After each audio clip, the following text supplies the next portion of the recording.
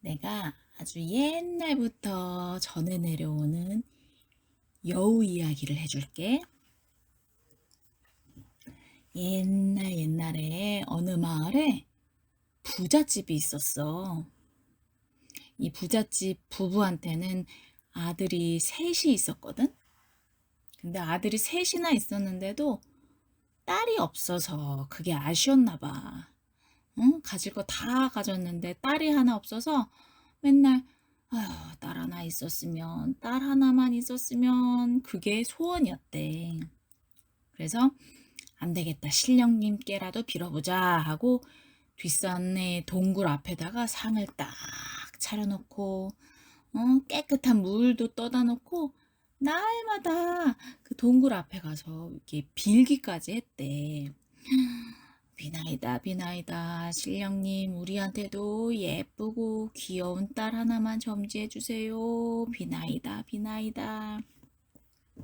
그렇게 석 달하고도 열흘 동안, 그러면 며칠이야? 석 달하고도 열흘이면 자그마치 100일 동안이나 날마다 가서 기도를 한 거야. 그랬더니 정말로 100일 만에 이 부잣집 마나님 뱃속에 아기가 생긴 거야.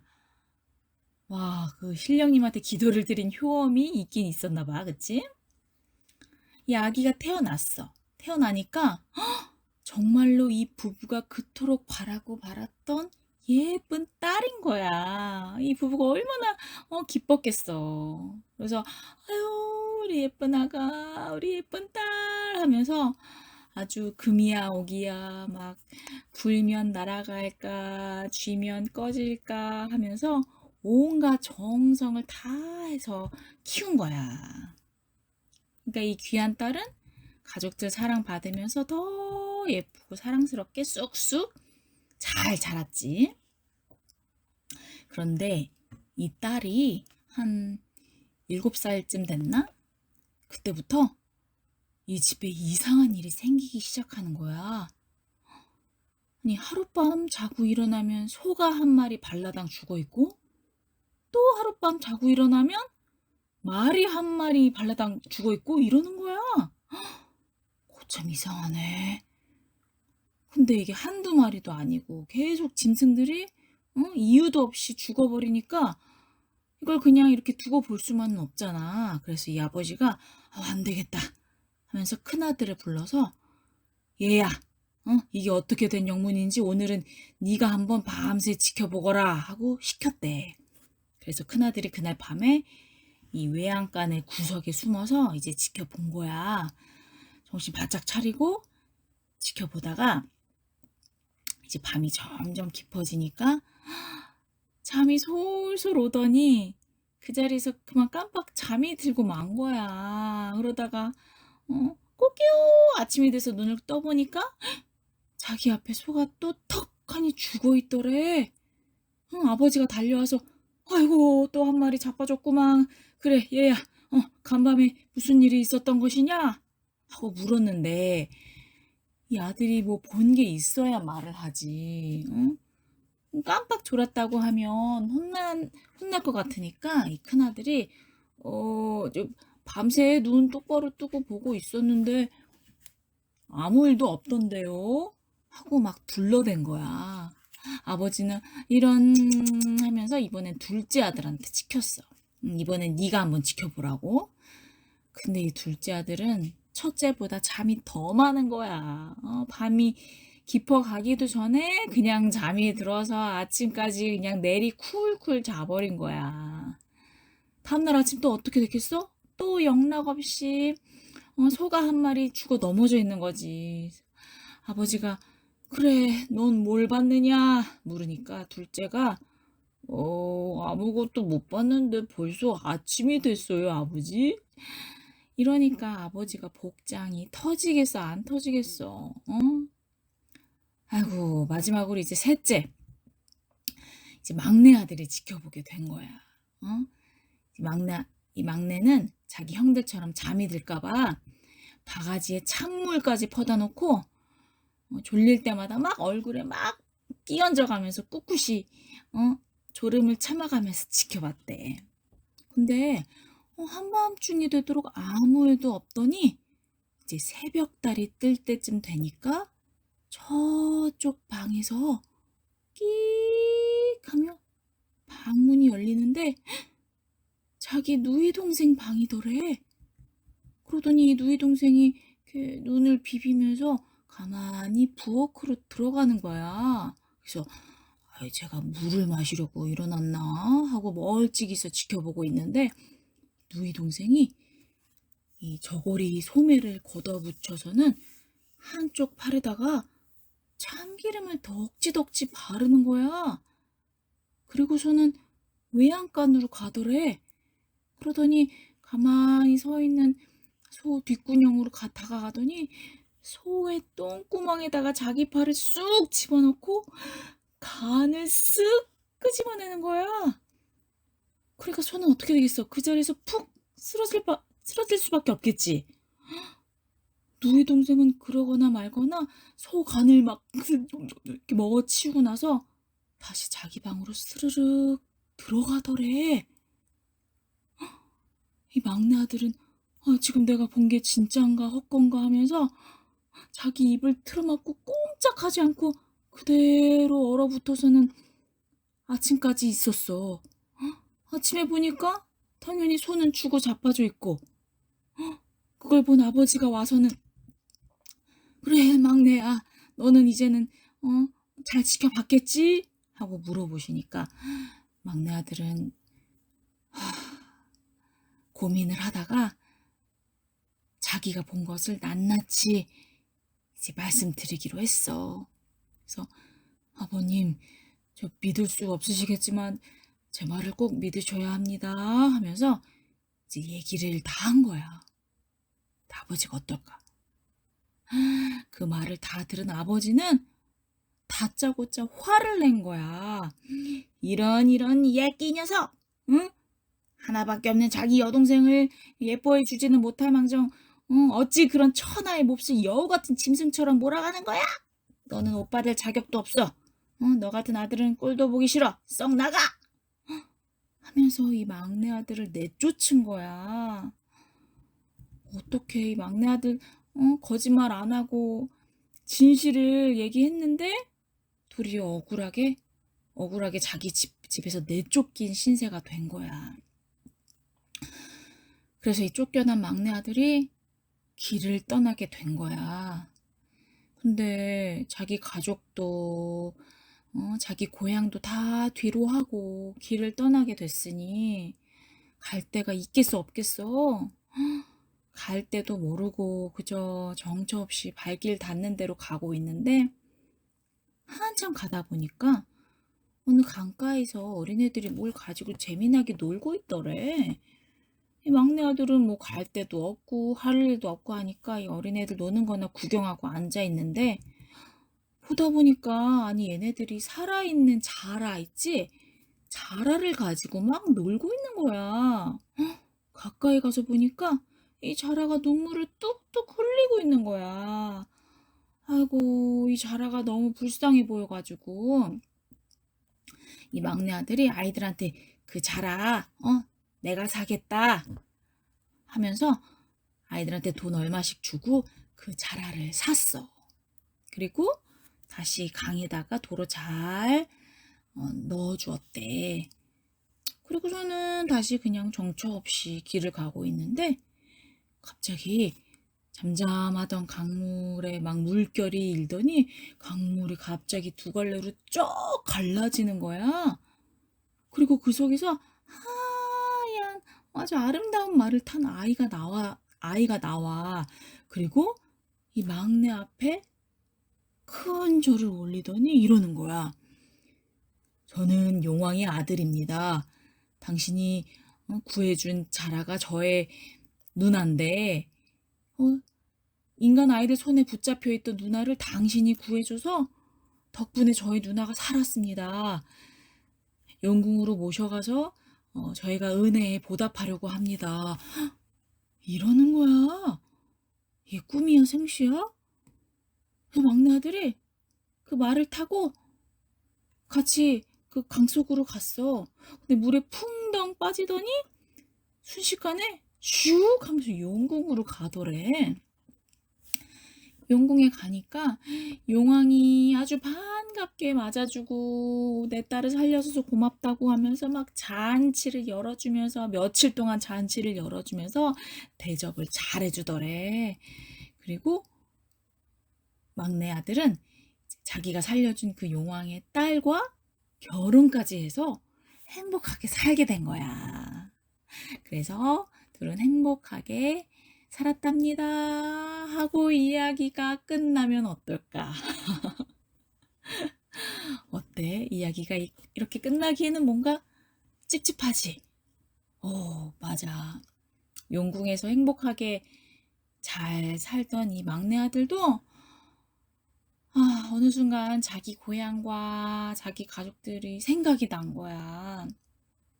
아니, 사실은 집을 떠나오면서부터 한순간도 잊어본 적이 없었대. 자나 깨나 우리 아버지 어머니는 무사하실까? 우리 집은 어떻게 됐을까? 하면서 늘 걱정이 떠난 적이 없었던 거야. 그러니까 이제 막내와 결혼한 그 용왕의 딸, 그러니까 각시가, 막내 아들의 각시가 이제는 참다 물어본 거야. 아니, 서방님, 왜 항시 그렇게 얼굴이 어두우십니까? 무슨 말 못할 근심이라도 있으십니까? 이렇게 물어보니까 막내 아들이 사실은 제가 집을 떠나올 때 왜 떠나오게 됐냐면 하면서 막 그동안 자기 집에서 있었던 그 과거의 일들을 다 털어놓게 된 거야. 그러니까 그 말을 다 듣고 각시가 잠자코 이제 생각을 하더니 가보고 싶은 마음은 알겠는데요.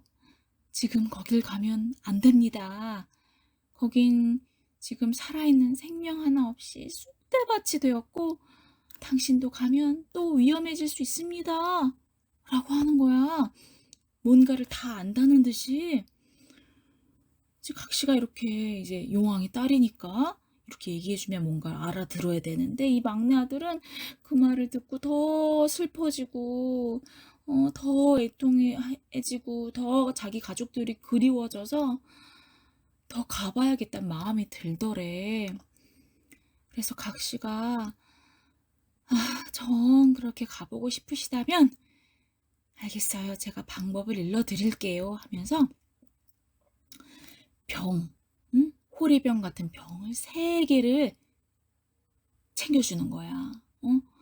하얀 병, 또 파란 병, 빨간 병 이렇게 병 3개를 쥐어주면서 위급한 일이 생길 때마다 이걸 하나씩 던지라고 하더래. 그리고 또 하나, 한 번에 천리길까지 내달릴 수 있는 빠르고 튼튼한 천리말까지 내어준 거야. 막내는 이제 각시가 챙겨주는 걸 잘 챙겨서 알겠소, 네, 잘 돌아오겠소 하고서 이제 천리말을 타고 드디어 몇 년 만에 고향으로 가게 된 거야. 다그닥 천리말을 타고 한참 동안 고향으로 갔어. 고향을 가보니까 아니나 다를까 진짜 각시 말대로 사람 하나 없고 집들도 다 허물어져 있고 뭐 짐승이란 짐승도 다 없고 이 논밭에 뼈다귀들만 뒹굴고 있는 거야. 이게 다 무슨 일인가 하고 막 망연자실하면서 터덜터덜 자기 집으로 가보는데 집도 다 허물어져 있고 이게 다 무슨 일이야 하며 있는데 그때 다 찌그러진 문이 스르르 열리더니 그 누이 동생이 뛰쳐나오면서 아이고 오라버니 어디 갔다 이제 와요 하면서 막 반갑게 오빠 손을 잡는 거야. 가만히 보니까 그 사이에 눈은 새빨개지고 입은 막 귀까지 찢어져 있는 거야. 막내 아들이 막 막 등골이 오싹해질 정도로 너무너무 무서웠는데 이제 티는 못 내고 아무렇지 않은 체 하면서 막 물어봤어. "어 저기 내가 저 팔도 강산을 구경하고 오느라 이렇게 늦게 왔구나. 그런데 이 우리 집골이 왜 이 모양이 됐냐? 저기 아버지, 어머니, 형님들은 다 어디 계시냐?" 이렇게 물어봤어. 그러니까 이 누이 동생이 하는 말이 마을에 전염병이 돌아서 사람이고 짐승이고 다 죽었지 뭐예요. 하더래. 그러면서 자기가 밥 지어 드릴 테니까 어서 방으로 들어오시라고 막 소매를 잡아 끄는 거야. 그래서 억지로 이제 오빠를 방에 앉혀놓고 이제 밥 지으러 부엌으로 나가는데 갑자기 무슨 서랍에서 실타래를 꺼내서 막 실타래를 풀더니 한쪽은 오빠 손목에 묶어놓고 또 한쪽은 자기 손목에 묶어서 나가는 거야. 왜? 그 사이에 오빠가 도망갈까 봐 그러는 거야. 그러면서 막내가 기다리고 있는데 이러다가 나까지 큰일 당하겠구나 싶어서 이 얼른 실을 이렇게 풀어가지고 문고리에 메어놓고 몰래 밖으로 나와서 천리마에 올라타서는 이제 천리마에 대고 이제 얘기했어. 야, 이 까딱하면 너 죽고 나 죽는다. 얼른 달아나자. 이랴! 하고 걸음아 나 살려라 하면서 내달리기 시작했어. 도망치기 시작했어. 막 가고 있는데 그런데 얼마 가지 않아서 누이 동생이 알아채고서는 막 쫓아오는 거야.